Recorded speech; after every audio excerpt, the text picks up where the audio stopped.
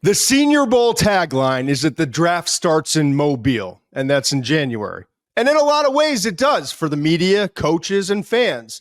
But the fact of the matter is, it starts right now for NFL scouts. So if our mission is to share the year-round process with our committed audience, we're sure as hell not going to go dark on you right now, right? So as promised, it's Monday. It's May 19th, and today we kick off our summer scouting series with a player that may or may not be a part of the 2026 draft class, Texas quarterback Arch Manning.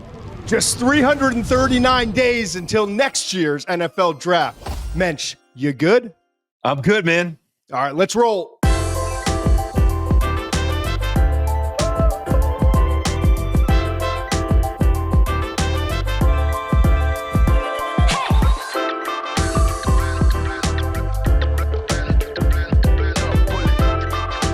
We're back. The bow has been put on the 2025 NFL draft. We'll revisit it. We're going to have mailbags. We're going to answer questions. We've got a lot to get to in terms of kind of wrapping up what it looks like. I think come back in August too, preview the season, look at what the rookie players are doing in training camp. We've got a lot of intel. But now we turn the page, right? We said it last week. Monday, we shove it down their throats. And here we are, and it's Monday, and I'm excited to share this. We've honestly spent a lot of time, and I'm not going to go back to the dog walking meeting that I had with our executive producer, Conor Nevins, and Conor telling Marissa that, hey, sometimes we got to protect people against themselves, and talking about me, and the Muench calling me and pleading with me, let's do the right thing, let's, and finally all came together, and it's let's dial back all these 3-year deep dive studies and all that. Like we promised in October 22nd when we started this thing, we're going to share the year-round process that is scouting. So like when we talk to our buddies in the league right now, it's getting ready for next year. It's like they're already, honest to God, here's the funny thing. I'm not sure everyone knows. I'll talk to some scouts, some area scouts in April before the draft. And it's like, and it depends on the organization, but it's like, yeah, I'm kind of like, they blocked me out. It's now a meeting of like the top people, right? And I knew what the board looked like, but essentially like it was my job to present my players, my cross checks, all of my information, and now it's the executives, the top, the general manager, the head coach, the owner in some situations, whoever that leadership council would be, if you will. And so for some scouts, they were already in April starting in on the tape for next year. And obviously last year, we probably like 40 to 50 players that we wrote up for last year's draft that got a little NIL scratch, maybe hit the transfer portal and decided to come back to school. So we got to jump on that, just like NFL scouts have a jump on that. But right now it's about, all right, we got all this tape. Maybe it's 3 years of tape. Maybe it's 2. Maybe in the case of Arch Manning, it's 2 starts and 233 snaps that he took last year. We're going to get into 90 passing attempts, right? I think he had 90 passing attempts. 90 passing, 107 dropbacks, 90 passing attempts. Okay. Right. And there was a key play clip for Arch of 70 plays. And then key plays, it's plays where negative, positive, there was something impactful that if you're scouting a player, you're trying to get to know this player, those are the plays where you have to put your eyes on it, right? I do want to mention before we jump into Arch Manning, and this is kicking off our summer scouting series. We're gonna go top to bottom. We're starting with Arch, and we'll get into the reasons why we start with Arch in a second. And we'll go through the potential QB1s. We'll go through kind of some of the position groups, like the wide receiver group, a lot more talent this year. Anyone up in that elite tier, we'll talk about that. We're going to talk about some organizations, some programs, I should say. They're basically organizations now, like Clemson. It's been haven't been in the same level, kind of out of the limelight of the Georgias and the Alabamas and the Michigans and the Ohio States in recent years. It's been almost a decade since we've talked about the talent level being up there with the other elite class. Well, they're back, and we're going to break it down. We're going to spend time, Steve and I, watching tape to figure out, like, is it real or is it just because they got a bunch of upperclassmen? So this summer scouting series is something that Steve and I are proud of. We've been doing it for 20 plus years. We just haven't told anybody about it. We haven't had an outlet or a forum to walk everyone through it.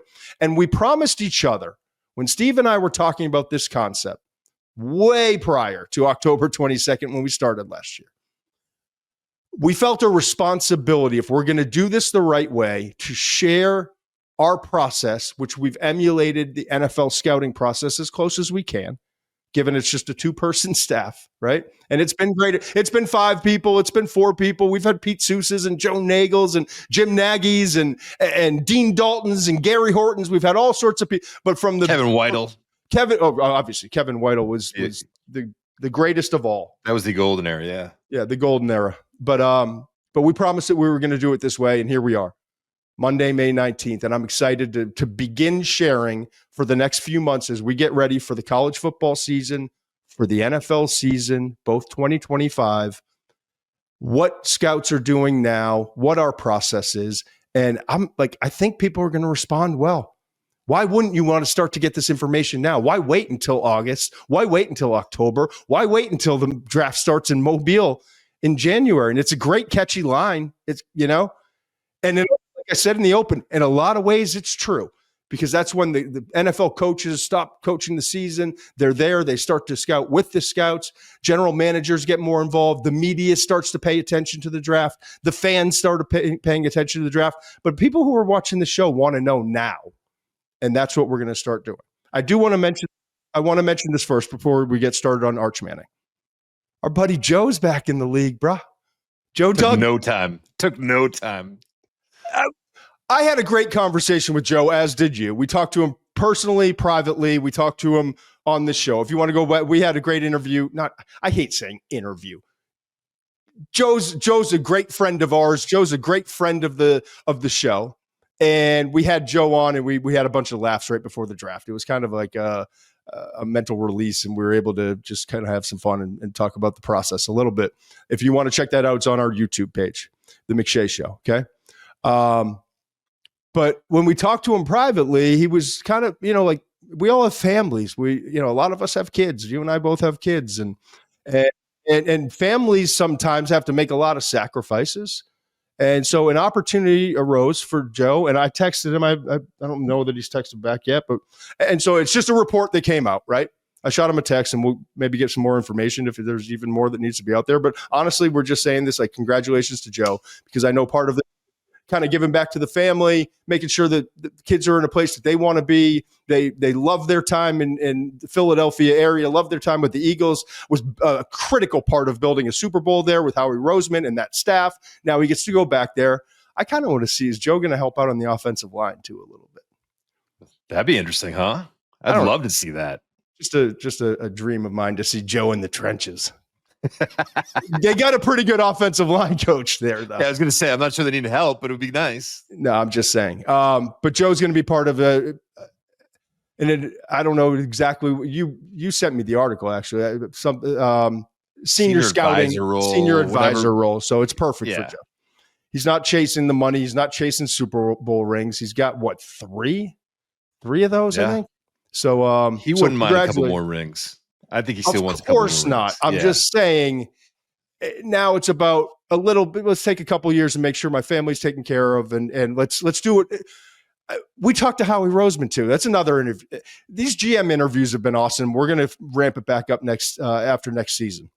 The Decision Maker series, but just talking to Howie, how many times did he reference Joe and his appreciation for him, and the stories that he told? And that's another thing you can check out on our YouTube page. Thank you, everyone, for being here. Thank you for downloading, for supporting. Thank you for the likes. Thank you for everything that you do. Subscribing. As you can see, Muench has always been better at this than me. But also, thank you for subscribing to the McShay Report. And we had another one drop this morning, and I provided, Dan Comer, our Mr. Everything, right? we talked through a bunch of stuff last night. I was watching Arch before I left. I went away for the weekend with my family, came back last night, get back off the ferry, drive everyone back home, Sunday night traffic, coming back from the Cape. I get here and I got to finish up the Arch tape notes. And we worked through a bunch of notes. And the McShay report, it's kind of cool. He just decided to keep, I've got a bunch of crazy notes in there with exclamation points and all caps and like the way I write in the note. And I don't know, check it out. It's kind of cool because it's raw. It's one of my favorite. Thank you. I like it. I mean, I was saying it honestly before you even came on. I was talking to the rest of the guys before you came on. I said that was one of the things I loved about it. It's just your notes. We don't need to get into this. He threw the ball downfield with great velocity and fierceness, and he rolled his left, flicked it downfield 40 yards. He did this, and that's an NFL play. Just because that's what you're writing. You're not fleshing this thing out. And by the way, GMs don't want to hear all that. Give it to me. If you can say it in 10 words, I don't want 50, man. Just give me this is not, who's going to be the best writer in the world. We're not Shakespeare. We're not any of that crap. We are just trying to convey what we saw, what we think of a player. And that's what I really liked about him. By the way, it's as short as that was. I mean, you went in on it, man. This is there's about 4, I printed it out. I have 4 pages of notes on Arch Manning, on a guy who had 90 passing attempts. And I think it's a really good look, an honest look, a well-rounded, complete look at who this player is and where he is in the process. Honestly, I hate giving you compliments. I think it's funny when people comment and say I'm really propping you up because most of the show I'm just tearing you down. I'm like, it must be the first episode. I hate giving you compliments. Certainly off camera, you're always. But yes. With the McShay report, it was really good this week. This is a great edition of it. Well, first of all, thank you. And second of all, it seems like a perfect time to just dive right in. Let me start with this on Arch Manning. I want to make it perfectly clear. A couple things. I want to make it perfectly clear. We're doing this as a foundation because there's the face of college football next year is going to be Arch Manning to start, right? And because of the Manning name, because of Texas, because of Sark, because of all of it, he and Texas are going to be one of the biggest storylines. In addition, there's already speculation about, is it the 2026 NFL draft? Is it the 2027 NFL draft? How high could it go? Could it be the number 1 overall pick? All those things. So we started the summer scouting series with Arch Manning because why not? I'm not here to hide from topics. I'm here to talk about them openly and let's have a discussion. So here's where I want to start on this, Muench. And then you can take it wherever you want. And I just want Muench watched the tape. I watched the tape. We have not talked on purpose. And we're going to continue to do it. We usually do that. Right. Yeah. Exact way. Because it would just be like us in a hotel room or getting on the phone. And when we're just talking about players, Muench comes in and he's got his angle and what he saw. Just like a scout from the West Coast could have a concept on a player, and then the cross check from the Southeast could have a concept on a player, or an idea, or a grade that's different. And then you talk it through, and it doesn't mean you're going to meet in the middle, but the decision maker, the general manager, has got both sides. And then he's watched his tape. He's talked to his sort. So this is the healthy part of the evaluation process.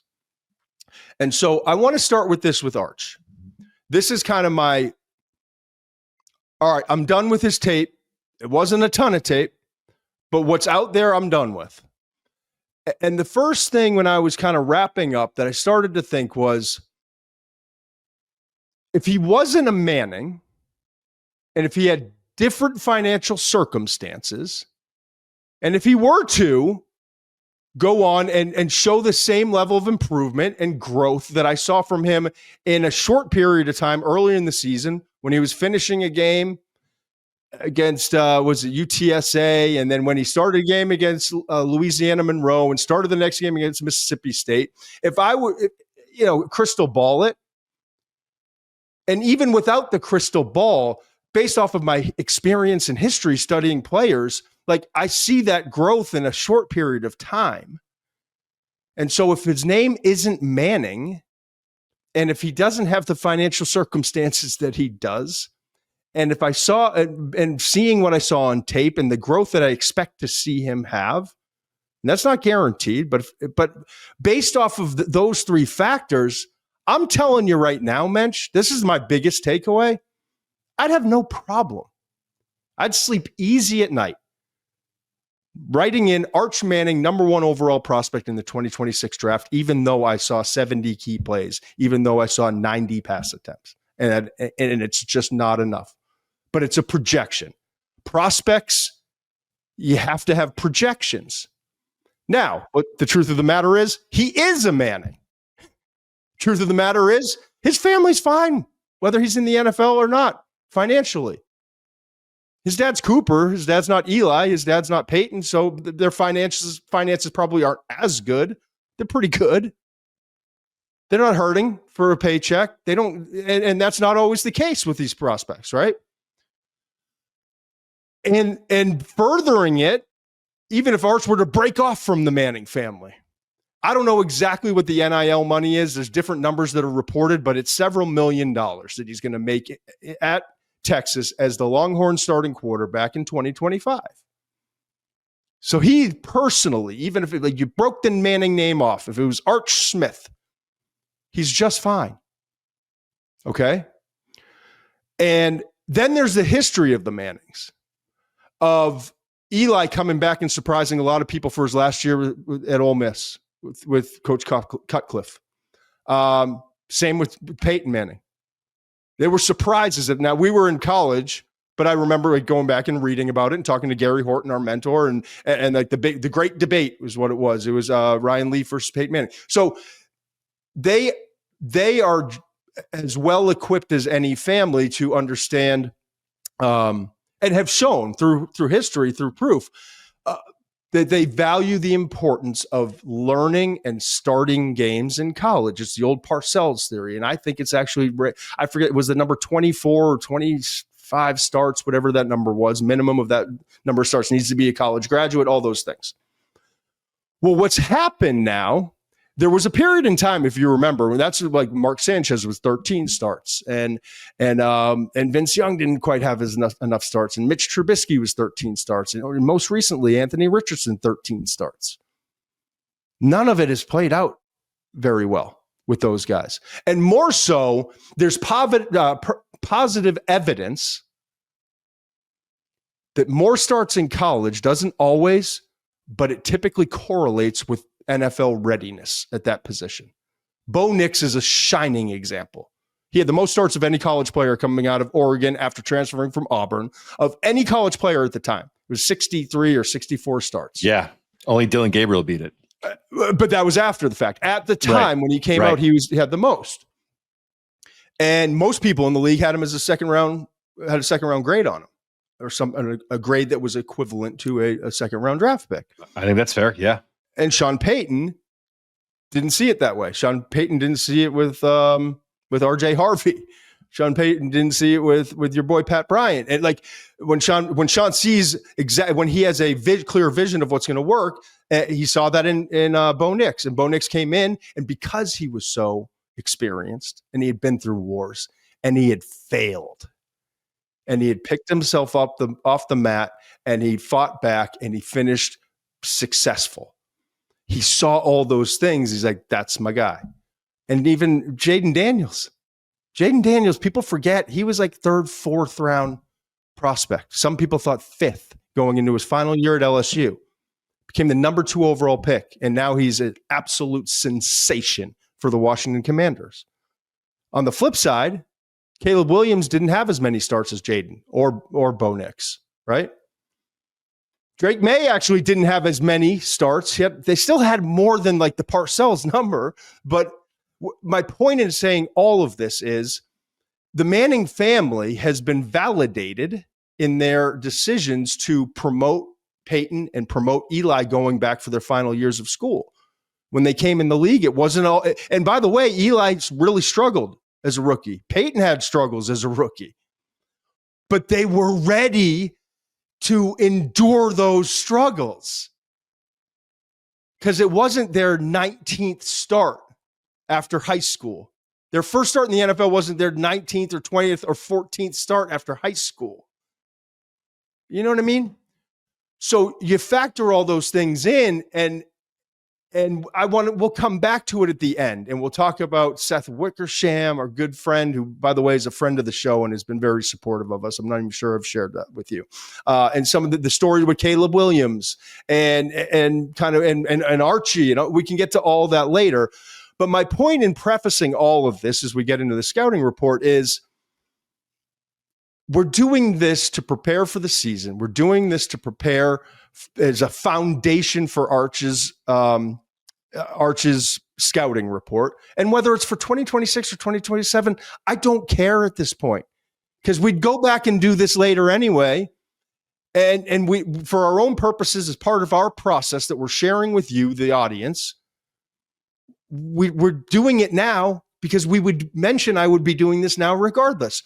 Start a foundation report, circle back at the end of the season, write that report. And even if Arch isn't ready, decides, I'll see you in 2027, we still got a full season as a starter. And we got 2024, the 2 games he started and the 233 snaps he took.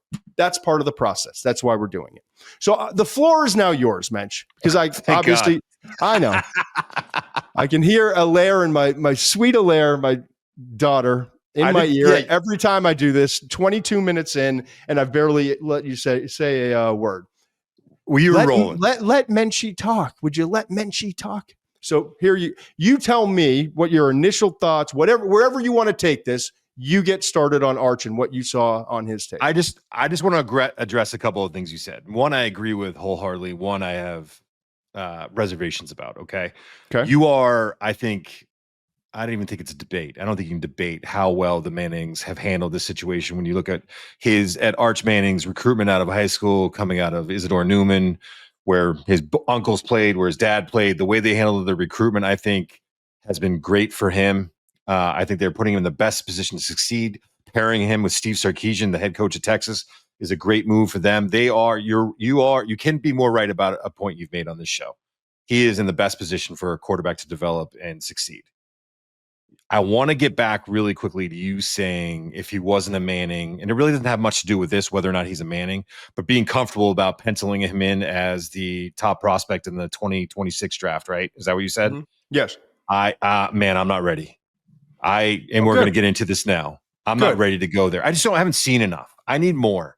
We do this. I've done this. I think other evaluators have done this where I get it's a little bit of a projection, and I get it. And I get that. No, it's a lot. It's a lot of a projection. Yeah. So let's start here. Let's start here with why people are going to make that projection.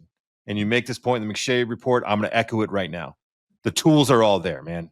6'4", 220 is what he's listed on the school website. I'm guessing he's every bit that big. Mm-hmm. When you watch how strong his base is in the pocket, and the way he throws with that strong base, I mean, he's shaking off grown men at times. In these limited snaps we've seen, he is shaking guys off. He throws with a strong base. He gets good zip on the ball. His mobility, I want him to run more this year. I want him to make more plays with his feet. Now, I don't want him to turn into a guy who's always running, but when you see him take off, you get excited about what he can do as a runner, okay? So you're talking about mobility, you're talking about size, you're talking about arm talent. Check. All of the tools for him to become an elite quarterback are there. So I think that's where you would start with his evaluation. Would you agree? Absolutely. And that's where I started. Yeah. And I'll add to that here so we can just kind of check off the box of tools. The ball snaps off his hand. And I think I wrote in the McShay report, like, it's not Lamar mobility. It's not the arm strength of Josh Allen. Okay. But like, it's check plus for both, because it's a combination, talking about mobility for a second, it's a combination of, like, it's not lateral, right? But it's smooth, athletic, slippery enough, strong, as you mentioned, strong. There are times where guys are kind of hanging on him, but there's like a level of, like, not like Josh Allen just kicks your ass as a pass rusher sometimes, just like the kind of Roethlisberger, like, rips you off. Like, it's hard to bring down. He's more hard to bring down because he's got a level of, like, strength, and that will continue to develop. But it's also this, like, slipperiness. He's coordinated, very coordinated for his frame. A good example of that, really quickly, is that Mississippi State throw. Todd lists a bunch of throws. I mean, it's 10 plus throws in the McShay report about this is what I'm seeing on this throw. This is what I'm concerned about. This is what I'm excited about it. There's a throw with 5 minutes left in the third quarter of the Mississippi State game where he kind of slides and then climbs and then makes an accurate throw to the deep crosser. Yeah. And you look at that play, and I don't know as an evaluator, and like, damn, like that's NFL stuff. Yeah, there we go, man. That if you can do that on a consistent basis, you're gonna have a long ass career in the NFL, man. But then there's also that balance and slipperiness, by the way. Sorry. No, absolutely. And then there's also the flick the wrist 50 yards. Right. And like the 14-47 fourth quarter UTSA. I mean, first or second play of the fourth quarter against UTSA. There's stuff his uncles couldn't do. Right. Yeah. He's got, and then like he's got Cooper's, like he's Cooper's son. 11-15 second quarter UTSA. One cut and go. Like the dude has wheels. I wrote. Right. Clearly, Cooper's the athlete. Cooper was a receiver. Right. He was. Yeah, that's right. I don't think people realize that. So he's got grandpappy's creativity and ability to make plays like on the run, throw it. If you go back and watch the highlights of like the Saints with Archie Manning. He's got some of his unks in him, Uncle Peyton and Eli with that one play that you talked about, climbing, sliding. You can see like Peyton, like Eli, like the mechanics, and especially Peyton, like the climb and the slide, and but he's got his dads. I don't want to say it's a perfect blend of all he's like that, but I'm just saying like he's got tools, and the ball snaps off his hand. And even like Peyton didn't have the greatest arm. He had a really good arm, and the ball would come out kind of fluttering. All those like NFL films, you go back. But there's some energy behind his throw. So as we're talking about the traits, there's this combination of size, slippery, strong, ball explodes off his hand. Like it's all there. It's all there tools wise. And there's also things about playing the position, being a quarterback that are excited. There are times you're excited about where he is in the process in terms of, manipulating the coverage with his eyes and finding reads and finding, getting through his reads, finding guys late. But I think we're going to get in this too. There's room for improvement in terms of where he is. Tons. Right. So do you want to get into that now? Or I will say there's one throw that reminded me of his uncle Eli. And I remember watching, I shouldn't age myself like this, but I remember watching Eli Manning at Ole Miss, and this was an Eli Manning throw to me. There's a throw. It's not on your list, actually. It's in the Florida game. It's in the 628 down the left rail. Unbelievable to the running back. He moves to his left, never sets his feet, and just lofts the ball over I think it was a linebacker. I might be wrong about it, but I think it was a linebacker running with the running back. The touch on that throw, because that was the thing about Eli coming out of Ole Miss. That was the thing that I loved about Eli. His touch was like no other quarterbacks in that draft. That had Roethlisberger and Rivers. That was a great draft. His touch was outstanding coming out of Ole Miss. And that I saw that throw, I was like, that looks familiar to me. I've seen that before. It's interesting in my notes because you get done with your notes, and I watched 233 snaps. No, I did the old Andy Weidel. Mm-hmm. Put the computer down. Get the freaking pen out of your hand. Would you just watch the tape and stop trying to make an assessment off of every play? And so I just watched it. Kind of sat here and just watched it. Tried not to let my brain go anywhere. Just watched it. And then I came back and did the key plays, and I went and watched some specific runs, some specific throws. Right. So I got done with my notes, and I always like to go back and read the notes from beginning to end. And in this case, it was really enlightening, okay? Because in the beginning, I'm writing things like hangs on first read a tick too long. Identifies the crosser coming open, snaps off the ball, sharp, accurate ball to Jonte Cook, takes down inside the receiver took it down inside the 10-yard line. That was 4:04 third quarter against Colorado State. But it's like every note that I had in there was a caveat, right? Like great throw, got inside the 10-yard line, but like I need to see this ball come out earlier, right? And then the goal line. He gets greedy, right? He gets greedy a little bit. You know the saying, "You'll never go broke taking a profit." There are times where he wants that big hitter. He wants that, he wants to turn it into the big parlay instead of just taking the winner underneath where he can hit the back or the tight end and he'll force the ball downfield a little bit. I love this conversation. You know why? Because you might be right. I got more of a sense, especially early, like the Colorado State, and then he came in the game against UTSA. Didn't start that one, but that's when Quinn Ewers got, like, I think the injury happened against Michigan. He couldn't finish that game, however it played out. But in the UTSA game, and then I thought even early in the Louisiana Monroe game, I got the sense like, and I'm taking too many steps, but almost like that there's a level of understanding of the circumstance of like, let's not go in there, and Sark probably drilling it home of let's not go in there and make some huge mistake. Let's protect the football. Let's not turn this into a media frenzy where you come out and make a few big mistakes. And maybe it wasn't even that. Maybe it was just an inexperienced quarterback seeing bullets fly for the first time in some kind of extended period of play. But I viewed it more as I think he really was locking on to his primary too long. And I also saw a young quarterback, and I remember this doing the same thing, and I've watched hundreds now quarterbacks, especially early in their career in college. You want to see it. And Jaden Daniels, this is what the conversation I had with Brian Kelly before that Tennessee game when they got smoked. Let it rip. He said, hey, we sit there and practice. Just let it rip. Trust your eyes. You can throw with anticipation. We see you do it. You're deadly accurate when you throw to a spot and let the receiver run to it. Do it. Trust the read. Trust your receiver. Trust the concept. Let it rip. I saw a quarterback who was guarded against that. And I thought, I did. And I thought he was ripping trying to rip some into some tight windows on in-breaking routes where he could have hit his back or tight end underneath. Okay. I did see he did that a better too. job. By the way, the Georgia game, which is interesting, and now we're just going to keep going here. Yeah. Just boom. I actually thought he did a better job in the Georgia game of finding guys underneath, and that he kind of calmed down a little bit there. Now, obviously, that was a train wreck in terms of their protections. They were not picking up. There was a lot of free rushers in that game, and that's a different kind of a topic. But I did think he did a better job in that one specific area of his game of kind of taking what he got in the Georgia game.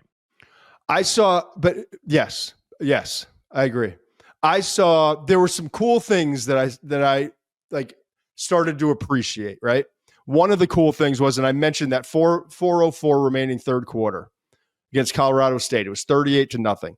They hanging on the tick too long, remember, and then drilled it. Great throw, sharp throw, accurate ball. Jonte Cook takes it inside the 10. They come back, UTSA, and now it's middle of the second quarter. It's or 12-19 second quarter. Same concept as that one in the third quarter of Colorado State. Same concept, rolling right a little bit again, but this time comes off the initial read faster and makes the completion. It's the same throw, same movement, same everything. I saw it a tick faster. And I'm like, that's cool. Because, so they go and study the Colorado State tape. And like, you're going to play. Listening, right? He's listening. Sark's like, we got to get this ball. We're a tick late, quarter count late. Let's go. I saw little pieces of that as we went through. But then just a little bit later, same quarter, second quarter, UTSA, it was 4:15 remaining second quarter, took a sack. All his fault. Locks onto his primary too long on the right side. He's got a cat blitz, corner blitz coming off the backside edge. His protection, so it's his responsibility. And I'm watching it. I'm literally watching it. I'm like, oh shit, here we go. And it was whack. And find me a quarterback from like Marino to Elway to the Mannings to Brady to every great one. It's all happened. And as you get older and you get more reps and you learn how, like the mental clock, how to get the ball out, it's still going to happen every once in a while. You're going to get fooled, but it happens fewer and farther between, right? Yeah. I mean, you take it wherever you want to go. Well, I would say that is an issue for him in terms of recognizing pressures and how he's going to beat those pressures. And there was a couple times where I thought he had numbers to one side of the field and he was locked on the other side of the field when pressure came in a certain direction. Just stuff like that. There, the nuances of the game. That's only look. They come with more experience. There was two things. There was that to me where the mental part of picking up pressures and then there's also I thought that his ball placement was inconsistent to me. And I give younger quarterbacks the benefit of the doubt with those in terms of, I think it's different when you're the starter. You get to settle down. Whereas when you go in, I don't know what necessarily a player's mentality is in that situation. They might be pressing a little bit. They might be overexcited a little bit. I think that can affect your accuracy. I think that, as you get more snaps, you're going to get better at reading pressures. All of these things are related to inexperience. And that's what I'm looking at him. And a lot of the negatives to me are just inexperience because, again, we already talked about how he's got all the skills. But we don't, this is the thing about it, and this is what goes back to my initial comments after you spoke. We don't know yet. My thought process is with you right now, and that it is inexperience. And when he gets more snaps and when he gets to settle in and be the guy, and he knows that he's the guy now, he's not coming in and filling in for Quinn Ewers. Like, this is his team now, and he's not worried about what he's going to do in terms of plays. He can go out, execute, figure out when he can push, when he can try to make plays downfield, all of the stuff that comes with that. Will it all come together for him? There's certainly every reason in the world to be optimistic about it and to be excited about it. I am excited about this player, but until I see it on a little more consistent basis, until I see some more snaps, because we've seen this before, not necessarily at this level. I think this is other quarterback studies on steroids, to be honest with you. But if you look at Connor Wegman from Texas A&M last year, he was in a lot of first-round mocks, and by the third or fourth game of the season, he's on the bench and he's now playing for the Houston Cougars. And we'll see what he does this year. I'm excited to see what he does and if he can bounce back. But you don't know. And again, look at Texas's situation along the offensive line. You could say 4 new starters with Gooseby. I think maybe it's 3 new starters, whatever you want to look at it. There's a lot of things in flux at Texas with the receivers and the offensive line. And how's that all going to come together for him? And what's that going to mean in terms of his momentum and development? There's a lot of stuff here. Yes. It's so many moving parts that I have a hard time saying that he should be the first overall prospect. Understood. I'll come back to that in a second. I don't think you're wrong. And actually, I'm not ignoring it. I just want to interject one thing that actually speaks exactly to what you're saying. I mentioned those 70 key plays, right? They're like, essentially you can watch the 233 plays and what you're going to wind up writing the notes on from those 70 key plays. It's important for our audience to understand 56 of those 70 key plays were against Colorado State, UTSA, Louisiana Monroe, and a putrid Mississippi State defense. Horrid. 105 in passing yards allowed per game last year. And I can remember telling, with Nico Iamaleava, I remember we were kind of making the joke and not laughing at him, but kind of just like, it is what it is. Like overshooting the receiver down the field and throwing down the back of the end zone, running free. And I said to you at that point, this is in like November, my God, like Mississippi State's defense is horrid. And they were. So the reason I say that is the 56 of those 70 clips were against those teams. Now, there were 14 plays that were against Georgia the first time around, but only 5 key plays. Florida, 4 key plays. A&M, 1. Georgia, second time around the SEC championship game, 1. Clemson, CFP, 2. Ohio State, CFP, 1. Okay, and then let's whittle it down a little bit further. Drill in. 6 of those were running plays. Of those 14, 6 were running plays. 2 were design passes that were sacks. He was 1 of 4 passing. And one of the key plays was a handoff. The running back actually muffed the handoff. It wasn't his fault, but who cares? It was a handoff. Not a lot to go off of, right? Right. Yeah. Not a lot to go off. So that's slamming down the gavel for your point. Right. But I want to reopen it. We're not that far off, by the way. I'm super excited about the player. I am super excited about the player. I get worried, man. I want more. Your Honor, like I don't want a final judgment yet. Like I still have a couple arguments to make, no, but it's a very realistic, grounded point that you're making. It is. My point in leading this is I'm not, and I didn't mention it, and I purposely didn't mention it.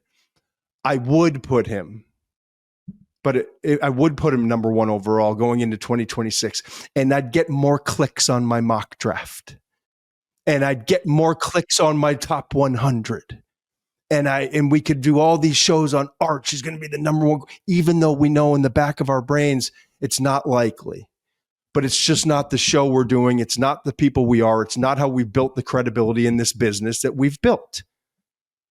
Right? So while I say I have enough, because I know he's the most talented quarterback of the guys that we're going to be talking about in 2026, I'm not going to do it. I'm not going to do it because A, we haven't seen enough, but B, I want to look at the big picture, and the big picture is he is a Manning. He is making multiple millions of dollars next year. He has Manning family funding. There is no rush. And I promise you, like, no one involved, from Archie to Eli to Peyton to Cooper to Arch himself, because he's grown up in this family and he's learned, to certainly Sark, is in a rush. No one's in a rush. And here's the other thing to remember. We talk about the Parcells, 23, 24, 25, whatever that number is. That number is, you would think in modern day that we would, the number's coming down. You could play 19. It's going up. Because guys, we're stacking data each and every year. And so when we see a Jaden Daniels in the 56 starts or whatever he had, and we see a Bo Nix in his 63 or 64 starts, and we see the success they had as rookies, and they were more successful than guys that didn't play have as many starts. I want people to understand Arch, even if they have what was the most games last year? Was Ohio State 17? I think 17 was the most. That sounds right. Yes. I think let's call it 17. Let's say Texas goes on an awesome run. They win a national championship. He starts 17 games. You know how many starts he'd have going in the league? 16. Yeah, I know. You're right. If he started 17 games, let's say he won all of them. So he'd be 19-0 as a starter. But you know how many starts he'd have? 19. And Yeah. I don't. I mean, yeah. My experience, and I don't know, like I met Peyton, I met Eli. I know, honestly, I know Archie the best. Like we texted a lot of years about the Manning camp and all that stuff, and trying to help make sure he's got all the players there. So, but I know them through a lot of other people too, and I have a lot of like good stories and experiences lived through the eyes and brains of other people. I just know that family when it comes to these type of matters. I don't pretend to know the Manning family and what goes on at dinner there, but I know their view on football in the world, and their grandson, who's this unbelievably talented player. We started this whole show off with his traits. His traits are phenomenal. I don't think that they're going to want him to go into the league after 19 starts, and it's probably more likely to be 16, 17 starts, right? Do you? There's one caveat to that, right? Okay. And I think it's about timing. Let's say the Jets have a terrible year and they have the first overall pick in the 2026 draft.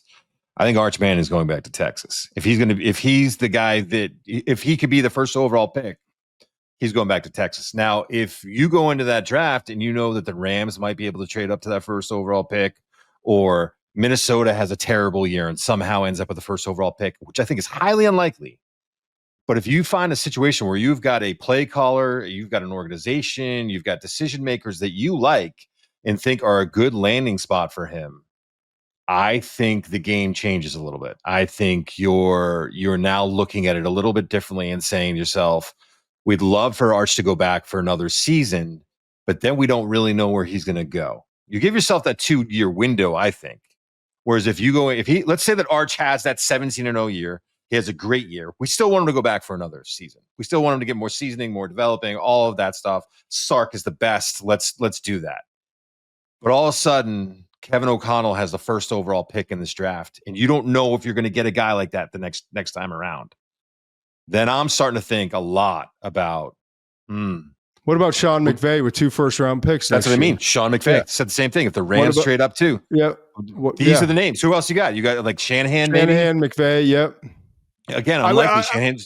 A lot happens in a single year in football, man. So much happens that I think that there are certain situations that seem unlikely now, but they could. Yeah, I'm not saying to totally rule it out. Like, I'm not saying I absolutely know that he's not. I'm just saying I'm not ready to start getting clickbait and all that. No, you're right. You're by throwing him in my 2026 way too early mock draft. And I promise you, when I come out in August and I do the appropriately early mock draft after we've done all this tape study, and I feel better about the players that I'm putting in the first round, I'm not putting them in there either. Because as of right now, we don't know. But if you hear November and December that he might be, then you'll start adding him in. You're going to do it based on the most likely of possibilities, what you're hearing, what you're seeing, all of that stuff. Right now, the odds are better that he goes back, I think. I agree with you. I do think there's situations where he could come out, but I think it's unlikely, like you were saying. I think developing a quarterback is a process. Yes. And I think that they've had all along, and I don't think it's like some sinister plan that the Mannings have plotted and they've worked behind the scenes. Nah. That may come in 2026 or 2027, trying to get him on the right team. There was a massively failed attempt by Shedeur Sanders in his camp, and his father specifically with Coach Prime. And I think he would be willing to admit that at this point. Because they overvalued, they thought they had the hammer that they could drop it, and they just didn't. They never had the hammer. I'm saying at some point, based off of what I'm seeing, I think the Mannings are once again, like they did with Eli, like they had with Eli, they're going to have the hammer. And so, Seth Wickersham, I thought that article was interesting. Seth, as I mentioned, friend of the show. I can't wait to read the book that comes out. And I wrote it down. It's a good name too. It's the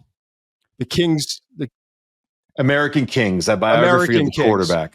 Yes, and so. That's coming out soon. I'm excited to read it. But part of the article that came out, and obviously they're trying to get attention for the book, as they well should. And I'm sure it's phenomenal. Like, Seth doesn't do anything half-assed. Seth gets great information. But part of that was talking about Caleb Williams and his father and reaching out to Archie, because why wouldn't you? And the collective bargaining agreement and how it's just not right. It's not American. And trying to circumvent the Bears drafting him, and Caleb didn't want to go there. And honestly, for good reasons. Like, you got a defensive coach in Eberflus. You've got Shane Waldron, who just wasn't proven enough. And I remember having conversations saying, I'm not saying Waldron can't do it. Wouldn't be the guy. Now they got the guy, Ben Johnson. So that's all to come. Yeah, I'm not talking about manipulating it, by the way, or doing something like that. I'm just saying, if you're reading the field and you have an opportunity for your grandson, your son, your nephew to go to a great spot, you maybe take advantage of that, so you don't have to worry about all the stuff down the road. You know what I mean? You could keep him in for another 2 years and then get into a situation where he's such an elite prospect that then you try to figure out where he's going to go with the same way that they did with Eli. I'm not saying that. What I'm saying is that if you can avoid all of that, if in the 2026 draft, one of these teams goes up and is in a spot where you like where he's going to go, then maybe you consider him coming out. The other stuff we'll see. That's going to all unfold in its own time. I don't disagree that there will probably be a conversation depending on those circumstances. Right. And depending on how Arch plays this next season. But I think much more likely, and I would be shocked if I talked to Archie this summer, and he would never ship. But like if you were to get the actual behind this, if this wasn't like,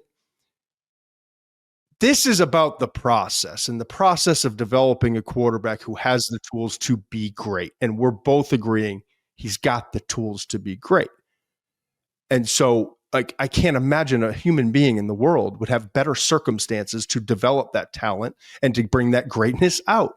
Whether it's from the uncles that you can lean on, to the grandfather you can lean on, to the experience that they have, to handpicking Coach Sarkisian, who's one of the most, put him in the very short list of the most like perfectly equipped human beings on this planet in the college game to develop as a head coach, to the talent that Texas has, to the resources, external and internal, that this young man has. And that's why I'm saying, I feel like I'm be shocked if he won't be the number one overall pick, whatever year that is. But the Mannings are looking at this as a process. Just like you hear like Nick Saban, like it's the process. And that was step one.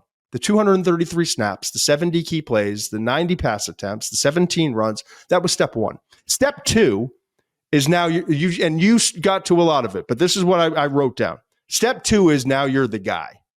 Okay. And all the pressures of being the guy. Because I don't know how they did it, but they put him in some bubble wrap in Austin, in that media market, for that team, with the struggles and the injuries that starting quarterback was having, and how like there were times where Quinn Ewers became a liability and certainly wasn't an asset. And they beautifully, it's one of the best things that Coach Sark did, and he did a lot of phenomenal things to get in that Texas program where it got last year, wins and losses and the run and consistency. It started with the high school recruitment. I mean, he should be.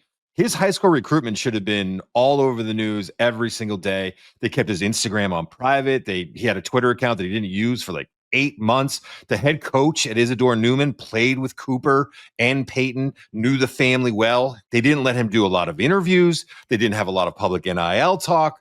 And by the way, you could criticize it. I think you could say that, maybe you need to expose him a little bit more. I would say if that's my kid, I'm doing it the exact same way. I would do it the exact same way they've done it so far. They've done a good job because, I mean, we've gone over it. His grandfather is Archie Manning. His uncles, Hall of Fame quarterbacks.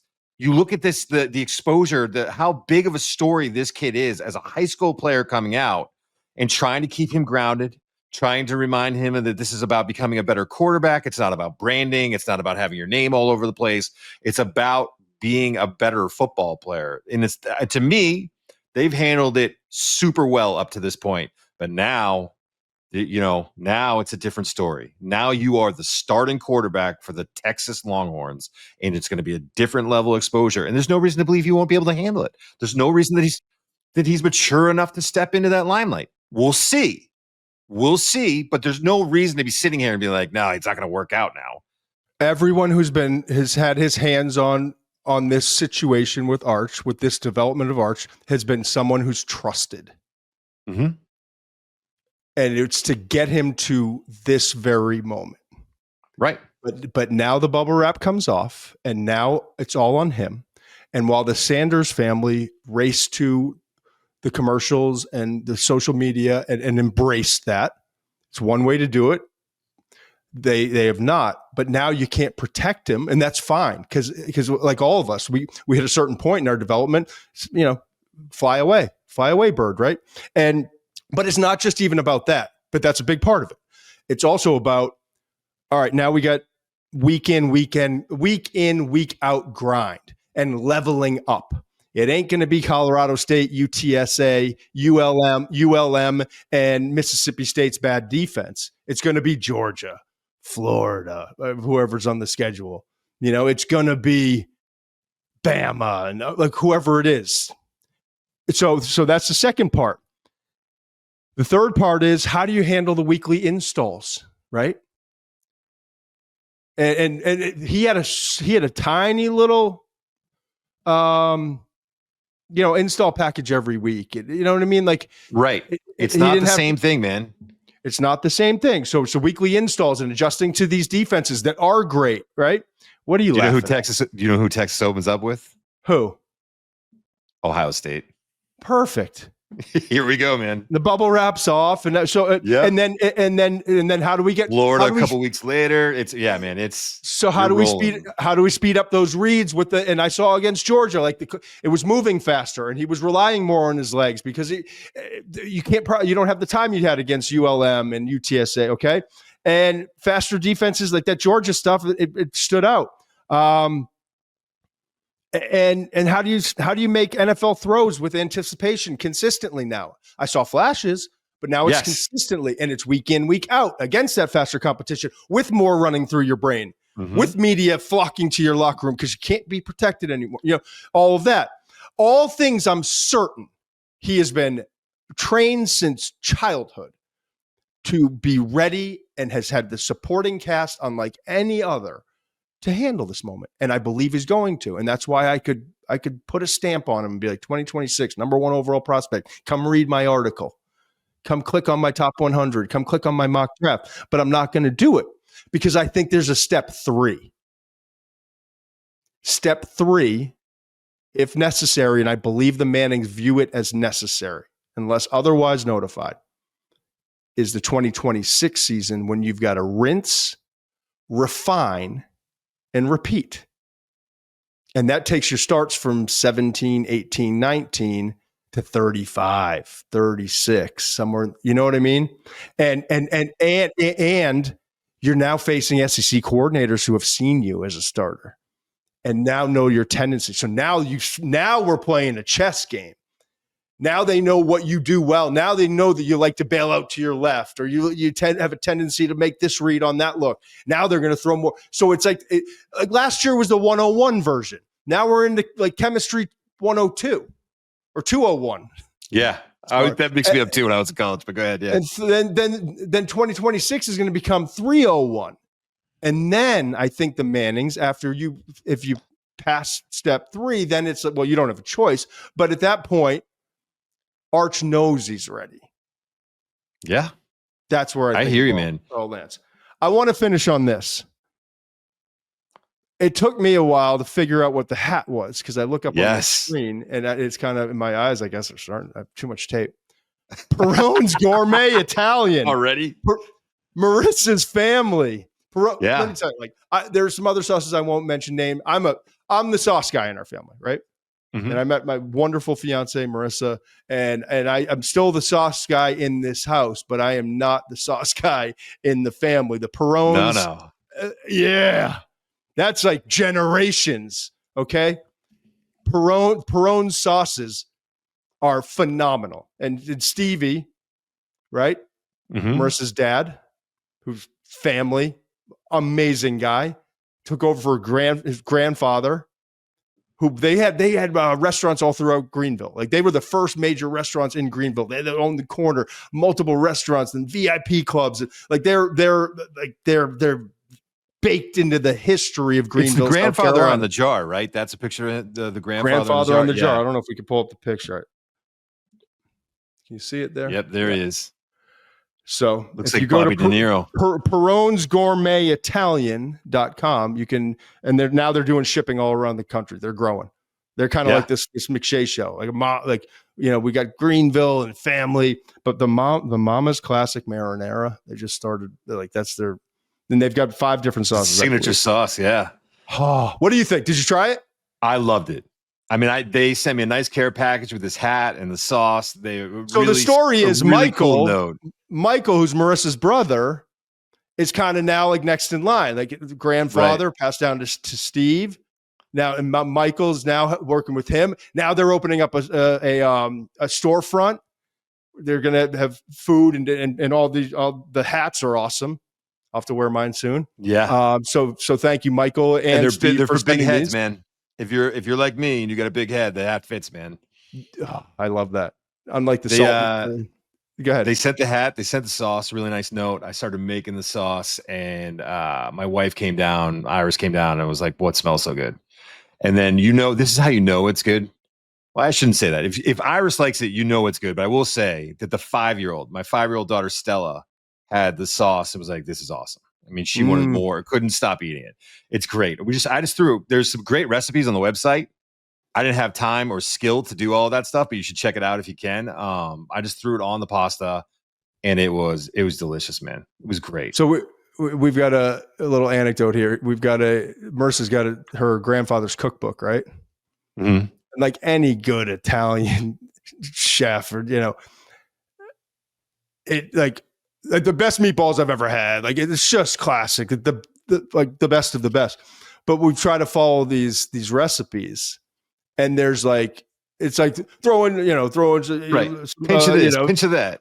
Pinch of this, but beyond that, it's like we need veal and this kind of meat, but there's never any amounts, right? Because like when you cook like that and you're brilliant at it, and like it's passed down to Steve and now to Michael, and Michael's helping take the business, and they're gonna grow it, and it's honestly like they're my family now, and to see like Michael leave his profession and doing like the corporate and all that stuff, and pretty now cool. Like keeping it it's so cool, right? Yeah, and they're just like wonderful people who have brought me into their family and have been nothing but supportive and loving the whole time. But it's cool to see them now like working together, like it's a dream, right? Father and son taking over the grandfather's business and empire that they had in Greenville, South Carolina, and now they're taking it national. Right. And so I love it. Not only but so it's just really cool to see that. And I'm psyched that you got the package, and I'm glad that now it's in the Muench family. Oh, we'll be getting some more here soon. In the McShay family. And if you can support them, please do. Like I'd tell Steve, like I told Steve, get off my grill, or you go cook it once. Like I don't mess around with food and sauces, but I do have to take a back seat to the Perone family when it comes to sauces. It's good, man. And it's really cool to see that now that you got a taste of it. And again, it's Perone's Perones Gourmet Italian.com is the website. So go, and if you're a supporter of the show, let's support the Perones. Like they're starting to take it to another level, just like we're trying to grow this to another level. So let's all get involved, help out, jump on, order some sauces. Maybe they'll throw Michael. I'm going to get you in trouble already, buddy. Michael, we need a code. We'll get a code. Let's get a code. Next show, we'll get a code. And if you order off of the McShay Show and off of the billboard that is Muench, if you order off of the billboard that is Muench, I'm not sure I feel about Michael owes you a hat. All right. I promise that this wasn't going to take an hour. It's an hour and 3 minutes by my clock. It was arch, I love this. It was arch. I love it. Summer scouting series has kicked off. Awesome way to start it. I think we've explained the whole thing. We'll be back on Thursday. If you want to watch again, if you want to check out the full scouting, it's not even scouting. It's like my notes, and it's kind of fun to read through. It's kind of crazy. It's good, man. But it's an explanation. And I appreciate that, Medj. But it's the McShay Report. Just Google it and subscribe if you're not already subscribed. You can subscribe for free. If you want to get the whole thing, you got to throw in a little scratch for it. But we appreciate all the support. We love you, Perones, and I love you, Muench, for being part of the family and doing the right thing. So this is awesome, and we'll be back on Thursday. See you. Must be 21 plus and present in select states. For Kansas, in affiliation with Kansas Star Casino, or 18 plus and present in D.C. Gambling problem? Call 1-800-GAMBLER or visit rg-help.com. Call 1-888-789-7777 or visit ccpg.org/chat in Connecticut, or visit mdgamblinghelp.org in Maryland. Hope is here. Visit gamblinghelplinema.org or call 1-800-327-5050 for 24/7 support in Massachusetts, or call 1-877-8-HOPE-NY or text HOPE-NY in New York.